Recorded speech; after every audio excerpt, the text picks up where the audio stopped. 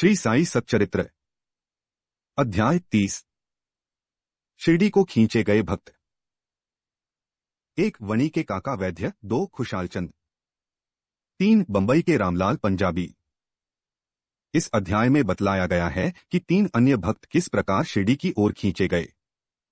प्राक्कथन। जो बिना किसी कारण भक्तों पर स्नेह करने वाले दया के सागर हैं तथा निर्गुण होकर भी भक्तों के प्रेमवश ही जिन्होंने स्वेच्छापूर्वक मानव शरीर धारण किया, जो ऐसे भक्तवत्सल हैं कि जिनके दर्शन मात्र से ही भवसागर के भय और समस्त कष्ट दूर हो जाते हैं, ऐसे श्री साईनाथ महाराज को हम नमन करें। भक्तों को आत्मदर्शन कराना ही संतों का प्रधान कार्य है। श्री साई जो संत शिरोमणि हैं, उनका तो मुख्य ध्येय ही यही है। जो उनके श्री चरणों की शरण में जाते हैं, उनके समस्त पाप नष्ट होकर निश्चित ही दिन प्रतिदिन प्रगति करते हैं। उनके श्री चरणों का स्मरण कर पवित्र स्थानों से भक्तगण शिरडी आते और उनके समीप बैठकर श्लोक पढ़कर गायत्री मंत्र का जाप किया करते थे।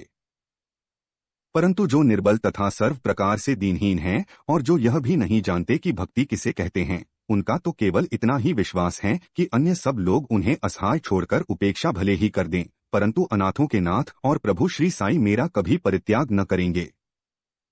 जिन पर वे कृपा करें, उन्हें प्रचंड शक्ति, नित्यानित्य में विवेक तथा ज्ञान सहज ही प्राप्त हो जाता है। वे अपने भक्तों की इच्छाएं जानकर उन्हें पूर्ण किया करते हैं, इसलिए भक्तों को मनोवांछित फल की प्राप्ति हो जाया करती है और वे सदा कृतज्ञ बने रहते हैं।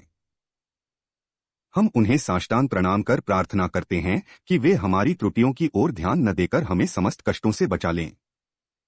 जो विपत्तिग्रस्त प्राणी इस प्रकार श्री साई से प्रार्थना करता है, उनकी कृपा से उसे पूर्ण शांति तथा सुख समृद्धि प्राप्त होती है। श्री हेमाड़पंत कहते हैं कि हे मेरे साई, तुम तो दया के सागर हो। यह तो तुम्हारी ही दया का फल है जो आज यह साई सच्चरित्र भक्तों के समक्ष प्रस्तुत है, अन्यथा मुझमें इतनी योग्यता कहाँ जो ऐसा कठिन कार्य करने का दुस्साहस भी कर सकता। जब पूर्ण उत्तरदायित्व साई ने अपने ऊपर ही ले लिया तो हेमाड़पंत को तिलमात्र भी भार प्रतीत न हुआ और न ही इसकी उन्हें चिंता ही हुई। श्री साई ने इस ग्रंथ के रूप में उनकी सेवा स्वीकार कर ली। यह केवल उनके पूर्वजन्म के शुभ संस्कारों के कारण ही संभव हुआ, जिसके लिए वे अपने को भाग्यशाली और कृतार्थ समझते हैं। नीचे लिखी कथा कपोलकल्पित नहीं, वरन विशुद्ध अमृत तुल्य है। इसे जो हृदयंगम करेगा, उसे श्री साई की महानता और सर्वव्यापकता विदित हो जाएगी, परंतु जो वाद विवाद और आलोचना करना चाहते हैं, उन्हें इन कथाओं की ओर ध्यान देने की आवश्यकता भी नहीं है। यहाँ तर्क ही नहीं, वरन प्रगाढ़ प्रेम और भक्ति की अत्यंत अपेक्षा है। विद्वान भक्त तथा श्रद्धालु जन अथवा जो अपने को साई पद सेवक समझते हैं, उन्हें ही ये कथाएं रुचिकर तथा शिक्षाप्रद प्रतीत होंगी। अन्य लोगों के लिए तो वे निरी कपोल कल्पनाएं ही हैं। श्री साई के अंतरंग भक्तों को श्री साई लीलाएं कल्पतरु के सदृश हैं। श्री साई लीलारूपी अमृतपान करने से अज्ञानी जीवों को ज्ञान, गृहस्थाश्रमियों को संतोष तथा मुमुक्षुओं को एक उच्च साधन प्राप्त होता है। अब हम इस अध्याय की मूल कथा पर आते हैं। काका जी वैद्य। नासिक जिले के वणी ग्राम में काका जी वैद्य नाम के एक व्यक्ति रहते थे। वे श्री सप्तशृंगी देवी के पुजारी थे। एक बार वे विपत्तियों में कुछ इस प्रकार ग्रसित हुए कि उनके चित्त की शांति भंग हो गई और वे बिल्कुल निराश हो उठे। एक दिन अति व्यथित होकर देवी के मंदिर में जाकर अंतःकरण से वे प्रार्थना करने लगे कि हे देवी, हे दयामयी, मुझे कष्टों से शीघ्र मुक्त करो। उनकी प्रार्थना से देवी प्रसन्न हो गई और उसी रात्रि को उन्हें स्वप्न में बोली कि तू बाबा के पास जा, वहां तेरा मन शांत और स्थिर हो जाएगा। बाबा का परिचय जानने को काका जी बड़े उत्सुक थे, परंतु देवी से प्रश्न करने के पूर्व ही उनकी निद्रा भंग हो गई। वे सोचने लगे कि ऐसे ये कौन से बाबा हैं जिनकी ओर देवी ने मुझे संकेत किया है। कुछ देर सोचने के पश्चात वे इस निष्कर्ष पर पहुंचे कि संभव है कि वे त्र्यंबकेश्वर बाबा शिव ही हों। इसलिए वे पवित्र तीर्थ त्र्यंबक नासिक गए और वहां 10 दिन व्यतीत किए। वे प्रातःकाल उठकर स्नानादि से निवृत्त हो रुद्र मंत्र का जाप कर साथ ही साथ अभिषेक व अन्य धार्मिक कृत्य भी करने लगे, परंतु उनका मन पूर्ववत ही अशांत बना रहा। तब फिर अपने घर लौटकर वे अति करुण स्वर में देवी की प्रार्थना करने लगे। उसी रात्रि में देवी ने उन्हें पुनः स्वप्न में दर्शन देकर कहा कि तू व्यर्थ ही त्र्यंबकेश्वर क्यों गया। बाबा से तो मेरा अभिप्राय था शिरडी के श्री साई समर्थ। अब काका जी के समक्ष मुख्य प्रश्न यह उपस्थित हो गया कि वे कैसे और कब शिरडी जाकर बाबा के श्री दर्शन का लाभ उठाएं। यथार्थ में यदि कोई व्यक्ति किसी संत के दर्शन को आतुर हो तो केवल संत ही नहीं, भगवान भी उसकी इच्छा पूर्ण कर देते हैं। वस्तुतः यदि पूछा जाए तो संत और अनंत एक ही हैं और उनमें कोई भिन्नता नहीं। यदि कोई कहे कि मैं स्वतः ही अमुक संत के दर्शन को जाऊंगा तो इसे निरे दंभ के अतिरिक्त और क्या कहा जा सकता है। संत की इच्छा के विरुद्ध उनके समीप जाकर कौन दर्शन ले सकता है। उनकी सत्ता के बिना वृक्ष का एक पत्ता भी नहीं हिल सकता। जितनी तीव्र उत्कंठा संत दर्शन की होगी तदनुसार ही उसकी भक्ति और विश्वास में वृद्धि होती जाएगी और उतनी ही शीघ्रता से उनकी मनोकामना भी पूर्ण होगी। जो निमंत्रण देता है वह आय आदर आतिथ्य का प्रबंध भी करता है। काका जी के संबंध में सचमुच यही हुआ। श्यामा की मान्यता। जब काका जी शिरडी यात्रा करने का विचार कर रहे थे उसी समय उनके यहाँ एक अतिथि आया जो कि श्यामा के अतिरिक्त और कोई न था। श्यामा बाबा के अंतरंग भक्तों में से थे। वे ठीक इसी समय वणी में क्यों और कैसे आ पहुंचे, अब हम इस पर दृष्टि डालें। बाल्यावस्था में वे एक बार बहुत बीमार पड़ गए थे।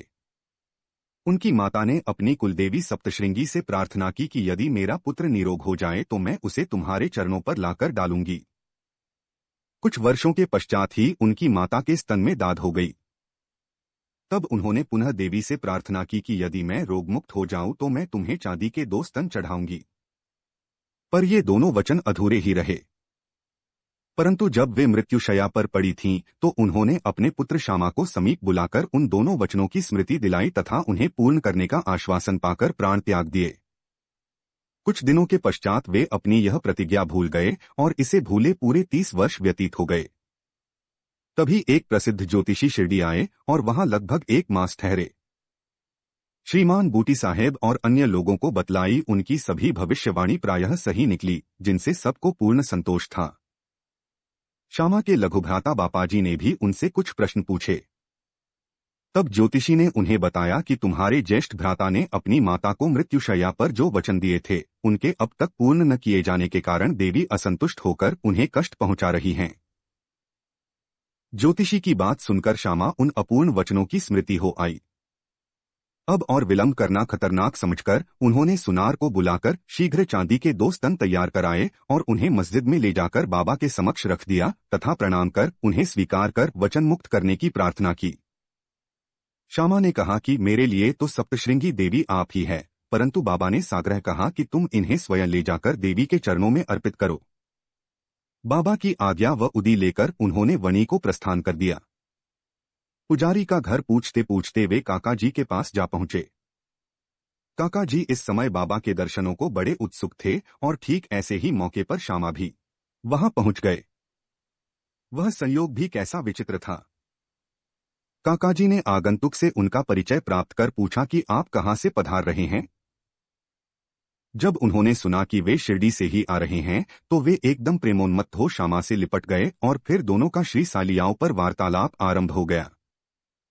अपने वचन संबंधी कृत्यों को पूर्ण कर वे काकाजी के साथ शिरडी लौट आए। काका मस्जिद पहुंचकर बाबा के श्रीचरणों से जा लिपटे। उनके नेत्रों से प्रेमाश्रुओं की धारा बहने लगी और उनका चित्त स्थिर हो गया। देवी के दृष्टांतानुसार जैसे ही उन्होंने बाबा के दर्शन किए उनके मन की अशांति तुरंत नष्ट हो गई और वे परम शांति का अनुभव करने लगे। वे विचार करने लगे कि कैसी अद्भुत शक्ति है कि बिना कोई संभाषण या प्रश्नोत्तर किए अथवा आशीष पाए दर्शन मात्र से ही अपार प्रसन्नता हो रही है। सचमुच में दर्शन का महत्व तो इसे ही कहते हैं। उनके त्रिषित नेत्र साई चरणों पर स्थिर हो गए और वे अपनी जिह्वा से एक शब्द भी न बोल सके।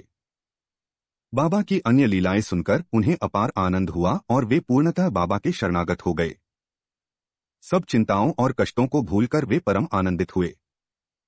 उन्होंने वहां सुखपूर्वक 12 दिन व्यतीत किए और फिर बाबा की आज्ञा, आशीर्वाद तथा उदी प्राप्त कर अपने घर लौट गए। खुशालचंद राहाता निवासी। ऐसा कहते हैं कि प्रातः बेला में जो स्वप्न आता है वह बहुधा जागृतावस्था में सत्य निकलता है। ठीक है, ऐसा ही होता होगा। परंतु बाबा के संबंध में समय का ऐसा कोई प्रतिबंध नहीं था। ऐसा ही एक उदाहरण प्रस्तुत है। बाबा ने एक दिन तृतीय प्रहर काका साहेब को तांगा लेकर राहाता से खुशालचंद को लाने के लिए भेजा, क्योंकि खुशालचंद से उनकी कई दिनों से भेंट न हुई थी। राहाता पहुंचकर काका साहेब ने यह संदेश उन्हें सुना दिया। यह संदेश सुनकर उन्हें महान आश्चर्य हुआ और वे कहने लगे कि दोपहर को भोजन के उपरांत थोड़ी देर मुझे झपकी आ गई थी। तभी बाबा स्वप्न में आए और मुझे शीघ्र ही शिरडी आने को कहा। परंतु घोड़े का उचित प्रबंध न हो सकने के कारण मैंने अपने पुत्र को यह सूचना देने के लिए ही उनके पास भेजा था। जब वह गांव की सीमा तक ही पहुंचा था, सामने से तांगे में आते दिखे। तभी आप सामने से तांगे में आते दिखे। तभी आप वे दोनों तांगे में बैठकर शिरडी पहुंचे तथा बाबा से भेंट कर उन्हें बड़ी प्रसन्नता हुई। बाबा की यह लीला देख खुशालचंद गदगद हो गए। बंबई के रामलाल पंजाबी बंबई के एक पंजाबी ब्राह्मण श्री रामलाल को बाबा ने स्वप्न में एक महंत के वेश में दर्शन देकर शिरडी आने को कहा। उन्हें नाम ग्राम कुछ भी पता न चल रहा था। उनको श्री दर्शन करने की तीव्र उत्कंठा तो थी, परंतु पता ठिकाना ज्ञात न होने के कारण बड़े असमंजस में पड़े हुए थे। जो आमंत्रण देता है वही आने का प्रबंध भी करता है, और अंत में हुआ भी वैसा ही। उसी दिन संध्या समय जब वे सड़क पर टहल रहे थे तो उन्होंने एक दुकान पर बाबा का चित्र टंगा देखा। स्वप्न में उन्हें जिस आकृति वाले महंत के दर्शन हुए थे वे इस चित्र के ही सदृश थे। पूछताछ करने पर उन्हें ज्ञात हुआ कि यह चित्र शिरडी के श्री साई समर्थ का है, और तब उन्होंने शीघ्र ही शिरडी प्रस्थान कर दिया तथा जीवन पर्यंत शिरडी में ही निवास किया। इस प्रकार बाबा ने अपने भक्तों को अपने दर्शन के लिए शिरडी में बुलाया और उनकी लौकिक तथा पारलौकिक समस्त इच्छाएं पूर्ण की। श्री सद्गुरु साईनाथार्पणमस्तु। शुभं भवतु।